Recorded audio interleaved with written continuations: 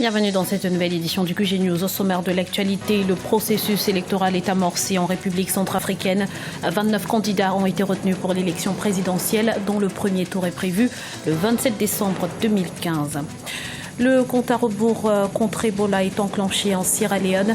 À ce jour, le pays ne compte plus aucun malade. Reste à maintenir le cap pendant 42 jours pour déclarer la fin officielle de l'épidémie. Et puis les meilleurs sportifs à l'honneur en Guinée. La 12e édition du Nimba d'Or a eu lieu le 4 décembre à Conakry, la capitale. Gros plan sur le palmarès 2015 dans ce journal. Mais avant de développer ces titres, le président rwandais Paul Kagame ne cache plus son agacement face à la communauté internationale. Lors d'une réunion du bureau politique de son parti ce dimanche, il a dénoncé une ingérence dans les affaires intérieures de son pays, faisant ainsi référence aux critiques émises par la communauté internationale après l'adoption le 17 novembre d'une révision constitutionnelle dont une disposition controversée lui autorise à se présenter en 2017 et potentiellement diriger le pays jusqu'en 2034. Le processus électoral est officiellement amorcé en Centrafrique. 29 candidatures ont été retenues pour ce scrutin prévu le 27 décembre 2015. 15 autres ont été recalées. Parmi elles figure celle de l'ancien président François Bozizé, renversé en mars 2013 et sous le coup de sanctions internationales. Le point tout de suite avec Idelette Bissot. 29 candidats retenus ce mardi 8 décembre à l'élection présidentielle en Centrafrique. Martin Ziguélé, Anissé Georges Dologuélé ou encore Karim Mekassoua sont entre autres quelques noms déjà connus de la scène politique nationale qui iront à la présidentielle du 27 décembre 2015. Les Centrafricains attendent de cette élection présidentielle un nouvel élan politique et économique. Depuis la décision rendue tout à l'heure par la Cour constitutionnelle de transition relative au rejet de certaines candidatures des personnalités présidentielles à venir. Là, la population est restée calme et on ne sent pas vraiment une frustration ou quelque chose qui pourrait s'annoncer de grave. Chef de la transition depuis le 23 janvier 2014, Catherine Samba Panza ne pouvait pas constitutionnellement briguer la magistrature suprême. Au rang des 15 candidatures rejetées par la Cour constitutionnelle de la transition figure l'ancien président François Bozizé, renversé du pouvoir en mars 2013. Son parti KNK, en prévision à un éventuel rejet du dossier de l'ancien président, avait appelé le samedi 5 décembre 2015 ses partisans à voter non au prochain référendum.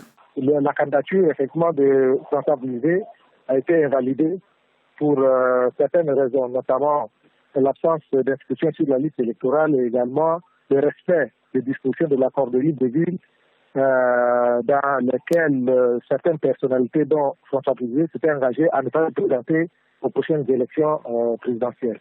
En Centrafrique, les candidats à la présidentielle de 2015 sont connus.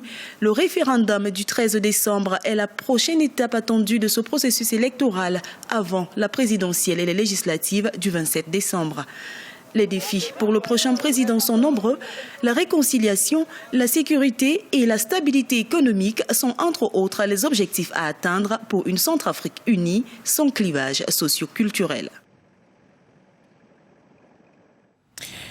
Une nouvelle évolution dans l'enquête sur l'attaque du Radisson Hotel de Bamako. Le groupe islamiste Al-Mira Boutoun a diffusé une photo de deux hommes présentés comme des combattants ayant participé à l'attaque le 20 novembre 2015. Rien ne permet pour l'heure de certifier que les deux hommes figurant sur cette photo sont bien les assaillants qui ont péri au cours du raid.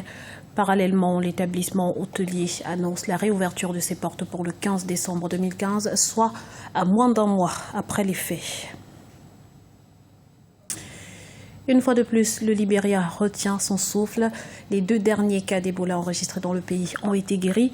Reste à présent à attendre 42 jours son nouveau cas et une période de surveillance de 90 jours pour être officiellement débarrassé de la maladie. Explication avec Birama Sarnera.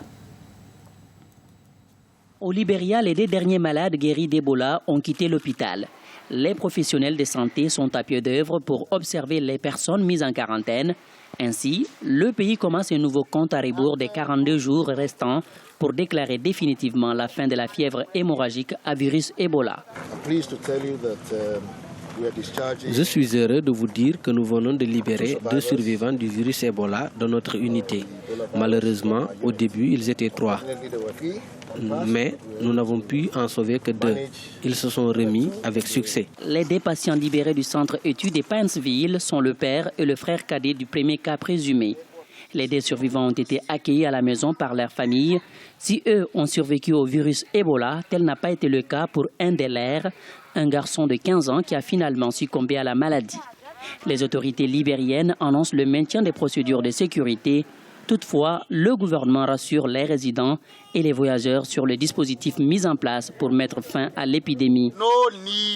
Il n'y a pas lieu de paniquer au Libéria à cause d'Ebola. Vous n'avez pas besoin d'annuler vos billets d'avion lorsque vous voulez venir au Libéria pour Noël. Vous pouvez continuer à venir ici. L'endroit est sûr. Nous ferons de notre mieux pour le maintenir sûr et les investisseurs devraient continuer leur projet. Notre travail est de garantir votre sécurité. Les autorités sanitaires craignent la survenue de nouveaux cas au Libéria avec les 165 contacts en quarantaine. Toutefois, les professionnels de santé continuent d'analyser comment le virus Ebola est réapparu au Libéria plus de 2 mois après que le pays ait été déclaré débarrassé du virus par l'Organisation mondiale de la santé. Dans le reste de l'actualité, du nouveau dans l'affaire Oscar Pistorius, l'athlète sud-africain condamné en appel pour le meurtre de sa petite amie Reeva Steenkamp va être libéré sous caution et assigné à résidence jusqu'à l'annonce de sa sentence. Sa libération sous caution est assortie de plusieurs conditions. Il sera notamment soumis à un contrôle électronique.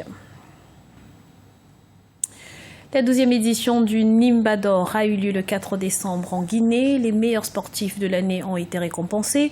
Football, basketball, handball, judo, lutte ou encore natation. Plusieurs disciplines étaient à l'honneur. On fait le point tout de suite dans ce reportage de notre correspondant Emmanuel Miyimono. Les meilleurs sportifs guinéens à l'honneur. L'association de la presse sportive a décerné vendredi 4 décembre 2015 des Nimba d'Or aux lauréats des différentes disciplines sportives du pays. Ils sont désormais connus, ces hommes et femmes talentueux qui ont fait briller le sport guinéen, surtout sur le plan international à travers les différentes compétitions auxquelles le pays a participé.